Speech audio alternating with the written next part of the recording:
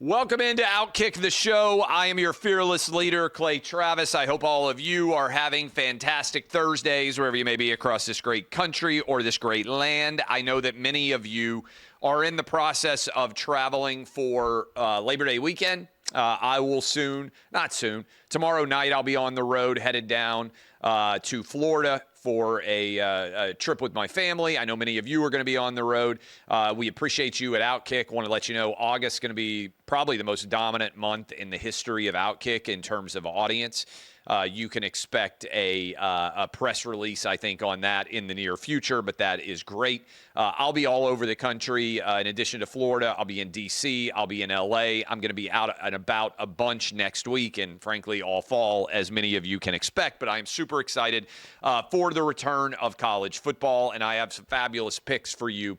With Prize Picks, America's #1 daily fantasy sports app. With Prize Picks, just you against the number. You can win up to 100 times your money on as little as 4 correct picks. That turns $10 into $1,000.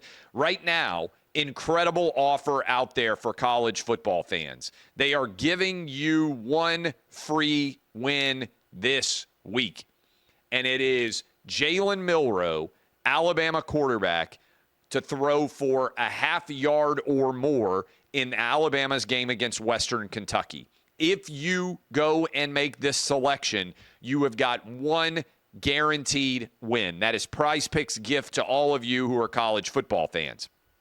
Also, I am picking Shedeur Sanders tonight to throw for more than 304.5 passing yards. We're going to talk about Colorado in a second.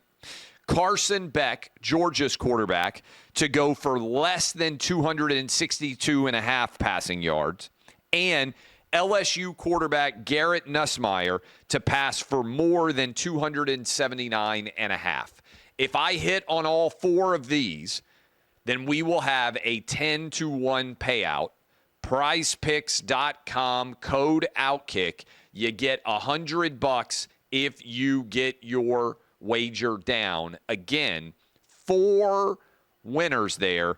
More passing yards for Garrett Nussmeier. More than a half yard for Jalen Milroe. They're giving it away. Carson Beck, Georgia's quarterback, less than 262.5 yards. And the 4th one, Shedeur Sanders. That's tonight, so you need to get your picks in for more than 304.5 passing yards. Prize Picks, best way to win real money this football season. Have fun. Which players are going off, which players aren't. Get hooked up now. All you have to do is go to prizepicks.com, use code OutKick. That's prizepicks.com. Use code OutKick. You can download the Prize Picks app today, and you get $100. Again, it's guaranteed. Prize Picks, run your game. Also, they have another great offer. If you put in a $5 picks, you get $50 automatically. $5 turns into $50 automatically. Get hooked up now with that incredible offer. Okay.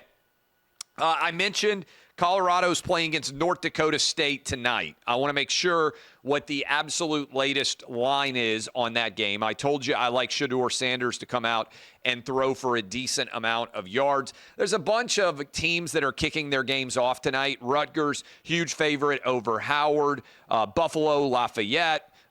UCF against New Hampshire. There's not a lot of great games tonight, even though there are a bunch of Thursday night football games. To me, by far, the most interesting game that's going to be taking place is North Dakota State, Colorado. Colorado's out to a 10.5-point favorite, and that game is kicking off at 8 o'clock Eastern. To me, Deion is one of the most fascinating questions of the 2024 year. Now, last year, correct me if I'm wrong, Adam, I think Colorado went 4-8. They came in last place in the Pac-12.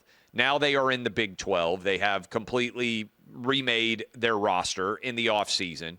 Tons of additions, in particular on the offensive line, where they weren't able to protect Shedeur Sanders last year. He got a lot of sacks. He dropped back to pass at way too high of a rate. They've got a brand-new running back out of Ohio State, Dalen Hayden, who they think is going to be pretty solid. They have remade their offensive line, including 5-star offensive tackle Jordan Seaton, which kind of came out of nowhere. But the question is, what sort of step, if any, is Colorado going to take towards being a bigger, better storyline than what they were last year? Last year, they were super hyped, came out and won. What did they win? Did they win their first 4 games last year? I can't even remember. I know that the ratings were off the chart. If I remember correctly, they beat, in order, see if I get this right, Adam, they beat TCU, they beat Nebraska. Then did they beat Colorado State, or was there another team kind of rolled in there? And then they basically fell apart and lost everything in the Pac-12, including pretty staggering loss to Stanford, where if I remember correctly, they were up like 29-0 and found a way to lose that football game. A lot of people believe that Deion is going to leave after this year because Shiloh, his son in the secondary, and Shedeur, his quarterback, both of his sons, are not going to be back next year. And so there's a question about how much he's building Colorado for the long term. Lots of new coaches. They also have now put in place a recruiting class that almost doesn't exist. They're by and large going out and grabbing all these transfers, and so they're not necessarily building it correctly. I got the first 3 games right there from Colorado. They won against Arizona State. They lost to, was that Oregon and USC? Is that the first 5 games? And then they beat Arizona State, and then they lost the rest of the games that year. Again, this is off the top of my head. That's what I recall last year as a college football fan. Adam will check me and let me know if that's right. That is right. That's the way the season went. They finished with a disastrous last-place record in the Pac-12. I think they get North Dakota State, although I think, again, that line tells you, hey, North Dakota State's really good. And North Dakota State is not going out to Boulder to play in a game against Colorado and try to just keep it close or try to just score a couple of touchdowns. The reason why I'm taking Shedeur Sanders to throw for more than 304 and 304.5 yards passing is because I don't think that they are going to blow out North Dakota State and be able to pull Shedeur Sanders and play a lot of backups. I think they're going to be in a track meet. I think they're going to have to score a lot of points. I don't believe that much in their defense. And I think Shedeur Sanders, given that Deion would like for him to contend for the Heisman Trophy, is going to have to post big numbers in any game that they win, even with an improved offensive line and an improved running game. So that's my take on Deion. I actually like Deion.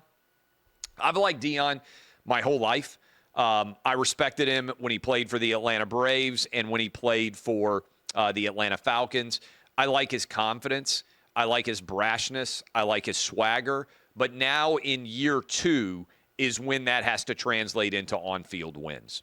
What do I mean by that? I judge a coach by his performance in year 2. A lot of times in year 1, if you have the right coach, you get a sign. A game where the team plays way better than you expect, and you kind of raise your eyebrows a bit and you say, oh, this is interesting. Oh, I didn't expect this. But you'll also have some poor performances because it's hard to change a culture in 1 year. Year 2 is when you find out whether your coach is the guy or not. And I've used this stat for a long time. No SEC champion coach has ever won the SEC championship without winning at least 9 games by year 2. Think about how wild that is. Most really good SEC football coaches by year 2 have won 9 games. Doesn't mean that they're taking over a great, incredible situation, but by year 2, they are able to win 9 football games.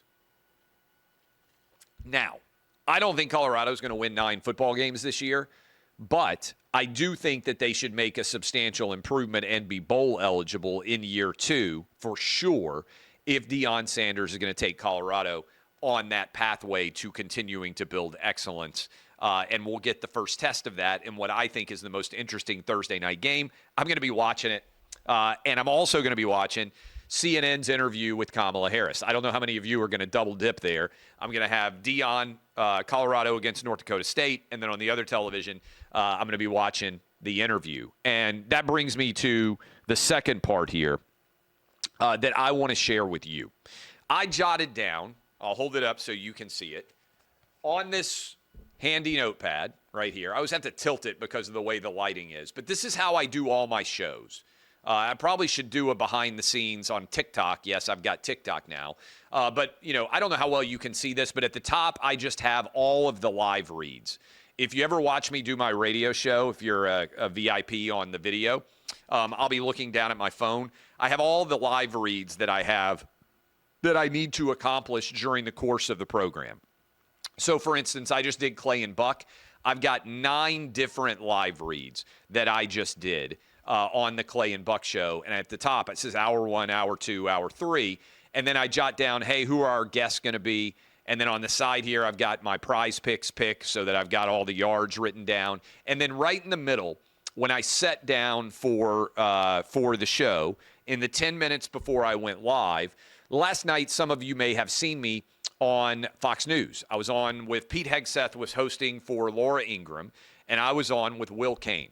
And I wore my spectacular orange University of Tennessee jacket because I knew Will Cain was going to be on, and he's a Texas fan, and I wanted to make a statement for week 1 of the college football season that beyond a shadow of a doubt, the real UT is the University of Tennessee, not the University of Texas.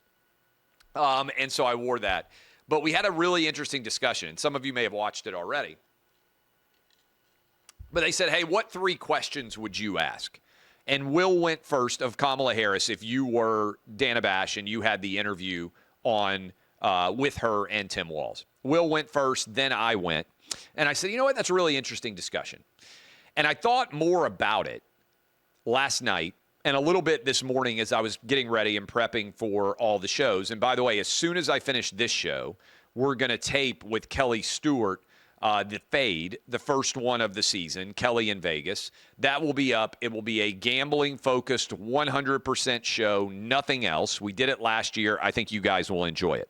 So I jotted down 10 questions that I believe an actual journalist with a capital J, should ask if their job was to legitimately speak truth to power and hold people in powerful positions accountable and make them justify why they should be picked to have the most important job in the United States and probably in the world, which is President of the United States. And here in order were the 10 questions that I jotted down, and I'm going to give them all to you, okay? I would encourage our team, let's clip this and share it quickly before Dana Bash actually does the interview and before it all goes live. These are the 10 questions that I would ask of Kamala Harris, and then I've got a couple more for Tim Walz. And I'm going to talk as if I were interviewing Kamala. Kamala, you raised money for the rioters, the looters, and the arsonists who helped to burn down Minneapolis, including the Minneapolis 3rd Police Precinct. Over $500 million in damages occurred during those BLM riots, and thousands of businesses were severely impacted. The tweet to raise money to bail out those individuals is still up. Do you regret that you posted that raising of money? And also, why have you changed your opinion on defunding the police, which initially you supported, now you said you did not? Okay, question 1. Question 2. Speaking of changing of opinions, Kamala, you initially said that Donald Trump's desire to have a border wall was racist. You said that the border was secure. Now you want a border wall. You said that you supported an electric vehicle mandate. Now you say you do not support an electric vehicle mandate. You initially wanted tips to be taxed as part of your tie-breaking vote to allow the IRS to expand and chase delinquent taxpayers. Now you say tax on tips should not be a taxable part of our tax system. And in Pennsylvania in particular, but also in other parts of the country, you said you did not support fracking. Now you say you support fracking. This isn't an evolution of opinion. You also, as I mentioned in the first question, said that you supported defunding the police. Now you want to fund the police. That's 5 different issues where you have the exact opposite opinion now than you had when you ran for president in 2020 or while you have been vice president. Why should voters trust you when you have diametrically changed the exact opposite on at least 5 major issues? Isn't this just blatant, pure politics? Joe Biden has a 35% approval rating right now. You are his vice president. You had the lowest public approval ratings as vice president in the history of the vice presidency based on many different polling metrics. Americans overwhelmingly consider your administration to have been a failure. What did the Biden administration get wrong? Why do you deserve a promotion, given the fact that you are part of the least popular presidency and vice presidency, according to polling, in the modern day history of the United States? Why do you deserve a promotion? What did Joe Biden get wrong that you can fix to alter these low approval ratings? A couple of other things that I jotted down. You have a tweet up right now. Still up. I mentioned earlier your tweet about raising money for people who were involved in rioting surrounding Minneapolis. Right now, you still have a tweet up about Jussie Smollett. You claim to care a great deal about disinformation and misinformation, yet this tweet is still up on your account. And I want to read it for you and ask why it is still there. In 2019, you tweeted on January 29th, 2019, at Jussie Smollett is one of the kindest, most gentle human beings I know. I'm praying for his quick recovery. This was an attempted modern-day lynching. No one should have to fear for their life because of their sexuality or the color of their skin. We must confront this hate. That tweet is still up. Jussie Smollett is a convicted liar. The attack that he claimed occurred did not occur. Why have you not updated your tweet or deleted it? Isn't this the very definition of misinformation or disinformation that you claim to care so much about? That, I believe I'm through 5. Tax policy. You believe that there should be a tax on unrealized capital gains. As a part of taxing unrealized capital gains, let me summarize what that might look like. Someone could own a stock. That stock price could go from $10 to $20. The $10 to $20 stock price increase, if the stock is not sold, is an unrealized capital gain. How would you tax that, considering the next year that stock price could go from $20 to $5? Have you thought about the implications in that would require the United States government to give a massive tax refund because the unrealized capital gain can vanish, stock prices fluctuate? This provides a great deal of uncertainty in our stock market and could actually require panic selling, which could drive down the stock market valuation of so many different Americans out there who own stock themselves. Why does this make sense for America? You say that it is a major issue, prices in the country. That's certainly the case. The average price of a good in the United States is up over 20% since you and Joe Biden became president of the United States. But you blame corporations for those prices going up. In particular, you focused on grocery stores. Kroger had a 1.4% profit margin in the most recent quarter. Grocery stores have some of the lowest profit margins in any industry anywhere in America. Why are you saying that corporations are price gouging when clearly grocery stores aren't able to price gouge at all? In particular, as you think about this, isn't it totally dishonest to blame corporations for price gouging when in reality inflation went from 1.4% when you came into office to 9.1%? It's still somewhere around 3%. And as I mentioned earlier, overall price increases have gone up 20% plus.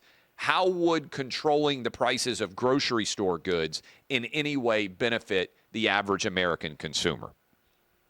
Okay, now if you want, well, one more. You are sitting right now being interviewed, two more, and then some spice for you. You are sitting right now being interviewed with Tim Walz. You claim that you want to be the first female president. Isn't it an insult to women everywhere that you would be sitting with a man to conduct the first interview for you as the presidential nominee? Why do you need someone else alongside of you when you're telling us that you deserve the most important job in America? Joe Biden's cognition is a major issue. In fact, it's why he dropped out after his June 27th presidential debate performance. 75% of Americans don't believe that Joe Biden had the mental or physical capacity to be president. You have served alongside Joe Biden for 4 years and claimed that he was sharp as a tack behind closed doors. Isn't that untrue, given that he's unable to run for re-election now? When did you realize Biden didn't have the mental or physical capacity to be president? And why did you not discuss it in public, given the sensitivity and importance of his job? All right, that's 8 questions, I believe. 2 more here. You want some spice? Here's 2 spicy ones that will never get asked, but should be asked. You said Trump doesn't have the requisite character to be president of the United States, Kamala. Yet your husband, Doug Emhoff, impregnated his nanny to end his first marriage when his wife divorced him. Yet you still chose to marry Doug Emhoff.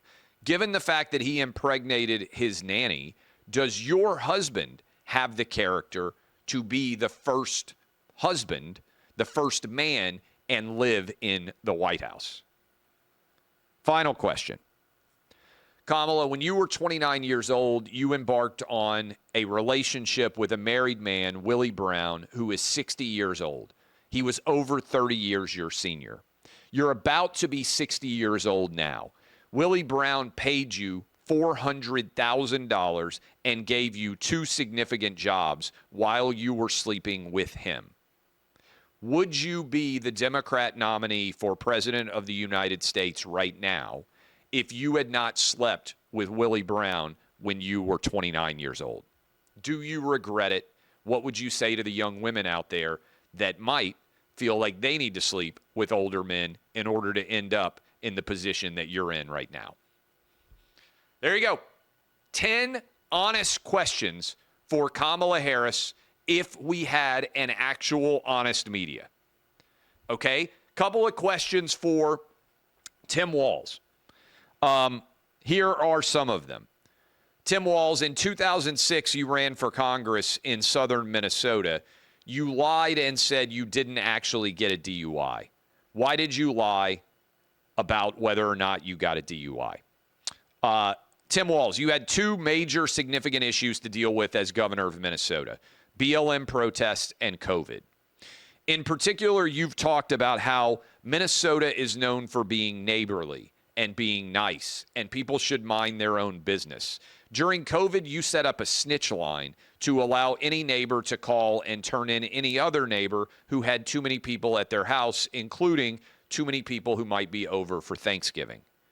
Do you consider that to be the definition of Minnesota neighborliness? Didn't you get that wrong? And isn't encouraging citizens to snitch on each other the exact opposite of minding their own business?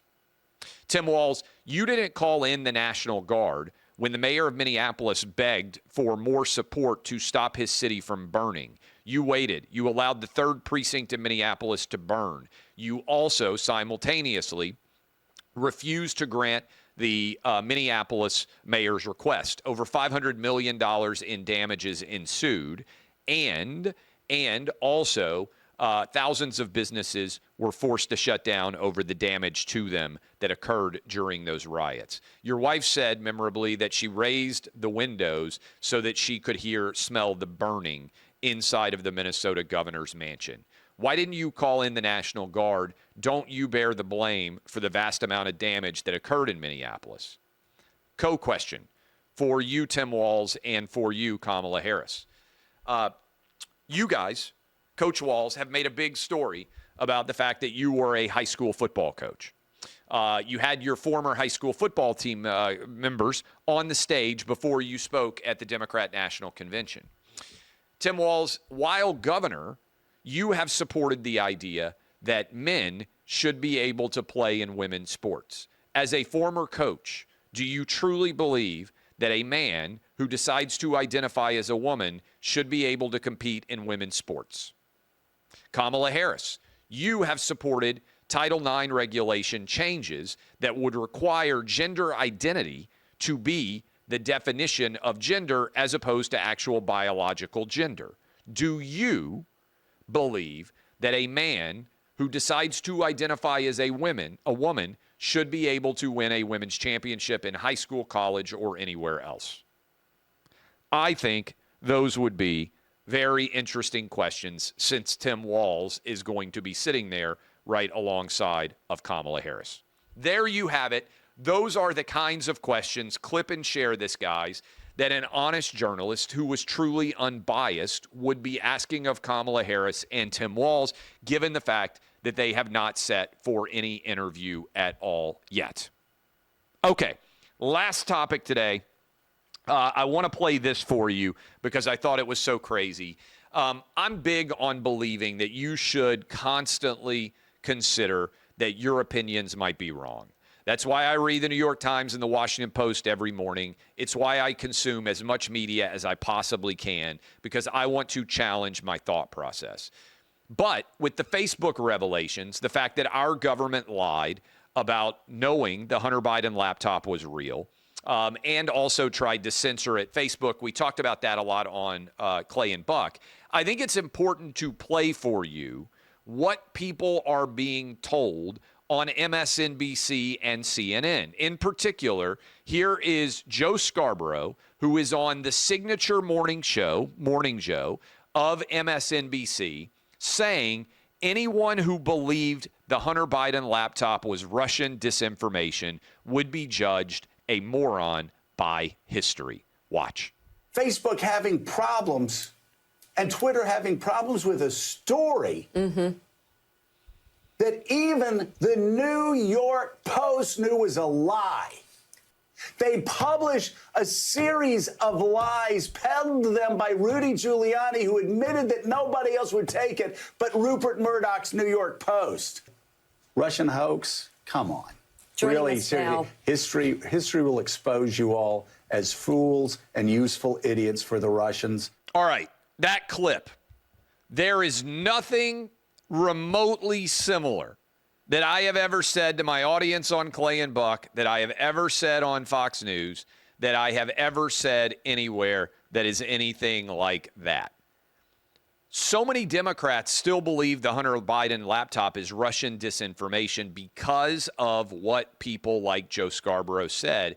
And despite Hunter Biden now being convicted of a felony and facing charges for more evidence on that laptop, the New York Times, the Washington Post, MSNBC, CNN, by and large, ABC, NBC, CBS as well, they're all pretending that they weren't wrong. An honest host would come back on his show and point out that he was wrong if he were anything other than a left-wing shill propagandist loser. But that, unfortunately, is not what happens on MSNBC. It would happen here. I admit when I'm wrong all the time. All right, The Fade with Kelly Stewart. We're taping it now. It'll be up shortly. All sports gambling with the upcoming week of college football underway, including Colorado, North Dakota State, which I think is the most interesting game happening tonight. One more time, LSU, Garrett Nussmeier, more passing yards. Jalen Milroe, over a half. That's a giveaway. Shedeur Sanders, more than 304.5 passing yards, and Carson Beck, less than 262.5 passing yards. That is a 10-1 payout. Fingers crossed. Let's roll for that one. 15 gambling pick discussion with Kelly Stewart up next. DBAP, unless you need to SBAP. I'm Clay Travis, the strongest man at OutKick anyway. Again, go watch me just rep out 185 10 times and question how in a world can one man be so strong. I don't know the answer either. I'll see you guys tomorrow.